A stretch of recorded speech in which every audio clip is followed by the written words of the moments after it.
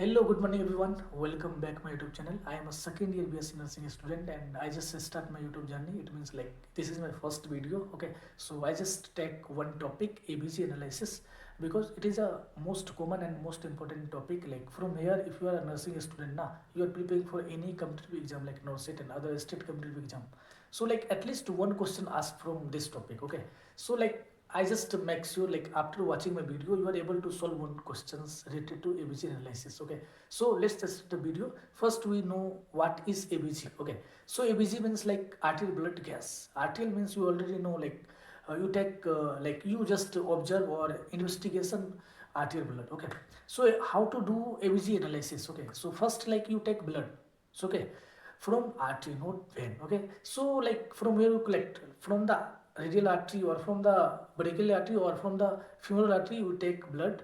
Okay, before taking most common you take the radial artery. Okay, so from radial artery you just take the blood. Before taking the blood you just do the one test, that is LN test. Like you heard about LN, right? If you are preparing for NEET, of course you are preparing for NEET. Okay, so Allen test basically क्या होता है, radial artery और ulnar artery. Okay, you just place by the help of two fingers. After that like you just see now like blood supply is just stop in the fingers. So like your like finger will be like whitish in color because of like blood supply is not there. And then you just like remove one finger from the ulnar artery, and then like if no any issue in the ulnar artery, then blood supply in the finger, and like again your like finger will be reddish in color, which means like no problem like ulnar circulation, right? And then you just like insert the syringe and take blood from the radial artery. Okay, not ulnar artery.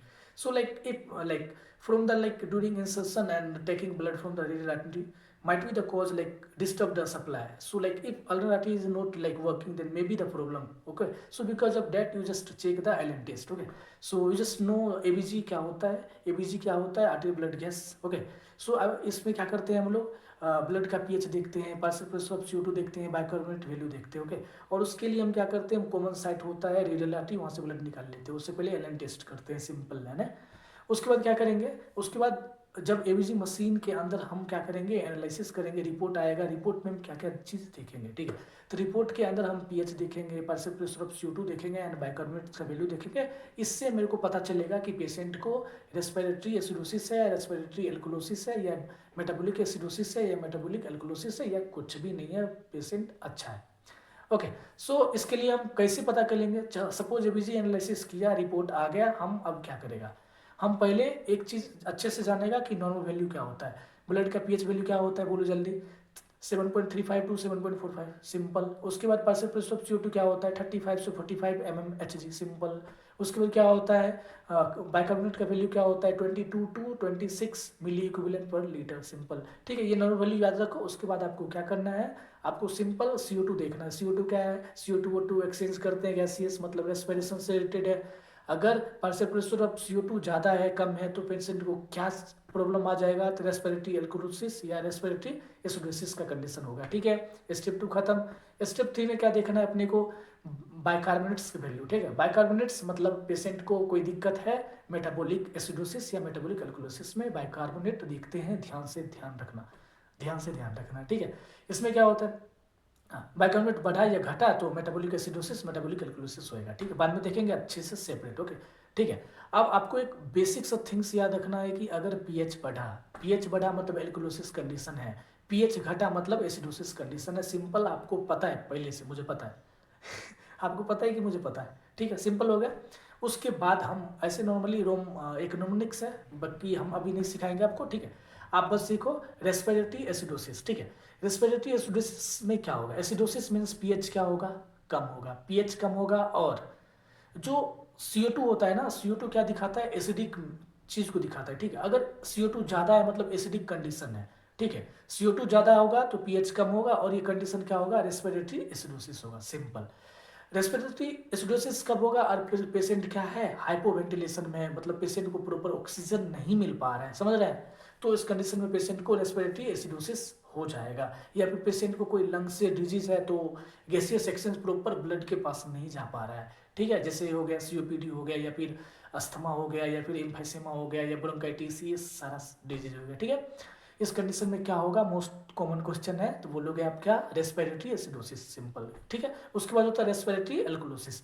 अल्कोलोसिस मतलब क्या होगा, pH ज़्यादा होगा, pH ज़्यादा होगा मतलब CO2, हम तो रेस्पिरेटरी में CO2 देखते हैं, सिंपल। तो अगर पीएच ज़्यादा है तो CO2 क्या हो जाएगा, CO2 मतलब एसिड नहीं, एसिडिक मीडियम क्या हो जाएगा, वो तो कम हो जाएगा, तो CO2 का लेवल क्या होगा यहाँ पे, कम होगा, पीएच ज़्यादा होगा, तो रेस्पिरेटरी अल्कोलोसिस कहलाएगा, ठीक है। ये कब होगा, जब आपका हाइपर वेंटिलेशन हो जाएगा, मतलब कि पेशेंट को आप ऑक्सीजन सप्लाई दे रहे हो ऑक्सीजन सोर्स से, जैसे कि ऑक्सीजन मास्क लगा दिया, नेजल प्रोज लगा दिया, या अलग कोई वेंचुरी मास्क, ये सब दे दिया, ठीक है। ये सब लगाने कंटिन्यू ऑक्सीजन सप्लाई आप दे रहे हो पेशेंट को पहले से ना, तो उस कंडीशन में CO2 का लेवल अंदर में डिस्टर्ब होने से पेशेंट को रेस्पिरेटरी अल्कोलोसिस होने का चांस है, सिंपल, ठीक है। कब होगा रेस्पिरेटरी अल्कोलोसिस, अगर हाइपर वेंटिलेशन है या एंजाइटी का कंडीशन है, ठीक है। उसके बाद होता है मेटाबॉलिक एसिडोसिस। मेटाबॉलिक कब देखते हैं, मेटाबॉलिक में क्या देखते हैं, बाइकार्बोनेट्स वैल्यू, ठीक है। तो मेटाबॉलिक एसिडोसिस, एसिडोसिस मतलब पीएच ऑलवेज कम होगा, पीएच कम होगा और बाइकार्बोनेट पी क्या होगा, कम होगा, सिंपल याद रखना, पीएच कम होगा, बाइकार्बोनेट कम होगा, इसको क्या बोलेंगे, मेटाबॉलिक एसिडोसिस। एक होता है मेटाबॉलिक अल्कोलोसिस, अल्कोलोसिस में तो क्या होता है, पीएच ज़्यादा होगा, ठीक है, पीएच ज़्यादा होगा तो बाइकार्बोनेट भी क्या होगा यहाँ पे ज़्यादा होगा, क्योंकि बाइकार्बोनेट मेनली अल्कलिसिस एल्कलाइन कंडीशन होता है ना, तो ये भी ज़्यादा हो जाएगा, ठीक, सिंपल। ये मेटाबॉलिक एसिडोसिस कब होगा, मेटाबॉलिक एसिडोसिस में पीएच कम है, बाइकार्बोनेट कम है, कब होगा, पीएच कम कब होगा, जब मतलब क्या एल्कलाइन चीज़ ज़्यादा बाहर निकल जाएगा, मतलब एल्कलाइन चीज़ कब बाहर होगा, तो आप सिंपल याद सकते हैं डायरिया, अगर डायरिया हो गया तो जो इंटेस्टाइन वाला जो पार्ट होता है वो एल्कलाइन हो जाता है ना, स्टोमक वाला पार्ट तो एसिडिक होता है नहीं, एल्कलाइन वाला पार्ट क्या है, लाइक इंटेस्टाइन, यहाँ से लार्ज इंटेस्टाइन, यहाँ से जब स्टूल बहुत ज़्यादा लाइक क्या होता है, डायरिया कंडीशन हो जाएगा तो excess electrolytes, excess like fluids loss हो जाएगा, तो इस कंडीशन में पेशेंट को चांस है क्या हो जाएगा, तो बोलेंगे मेटाबॉलिक एसिडोसिस हो जाएगा, मोस्ट कॉमन क्वेश्चन है, रिमेंबर रखना, ठीक है। उसके बाद मेटाबॉलिक एल्कोलोसिस, ठीक है, उसके बाद मेटाबॉलिक एल्कोलोसिस पढ़ेंगे। मेटाबॉलिक एल्कोलोसिस कब होगा, जब पेशेंट का क्या होगा, एल्कलाइन कंडीशन ज़्यादा हो जाएगा। एल्कलाइन कंडीशन कब ज़्यादा होगा, आप रिमेंबर रखना कि अगर पेट में क्या है, स्टोमक में क्या है, एसिडिक कंडीशन ज़्यादा है, अगर वो वोमिटिंग ज़्यादा करेगा तो एसिडिक थिंग्स बाहर चला जाएगा, मतलब एल्कलाइन चीज़ जो है वो बढ़ जाएगा, तो इस कंडीशन में पेशेंट को चांस है मेटाबॉलिक एल्कोलोसिस हो जाएगा, ठीक है। मेटाबॉलिक एसिडोसिस के लिए आप याद रखना क्या होता है, डायरिया, मेटाबॉलिक एल्कोलोसिस के लिए क्या होता है, वोमिटिंग, सिंपल। मतलब इन शॉर्ट आप जानना चाहो ना, सिंपल याद रखना, पीएच जो होता है ना वो बाइकार्बोनेट के डायरेक्टली प्रोपोर्शनल होता है और पार्शियल प्रेशर ऑफ CO2 के इनवर्सली प्रोपोर्शनल होता है, सिंपल। ये फॉर्मूला से आप याद कर सकते हो ऐसे भी, ठीक है। आई होप आपको ये बेसिक चीज समझ आ गया होगा। अभी हम 3 4 5 क्वेश्चन आपको दे देंगे, आप मेरे को समझाना ये कौन सा कंडीशन है, ठीक है। मिलते हैं अगले वीडियो में, तब तक के लिए have a nice day. This is my first video, like sometime I am not talking very well, like sometime I am fumbling, so like sorry for that. And if you like my video, please subscribe and share, and I just make a new video on different topics. तब तक के लिए have a nice day, bye bye.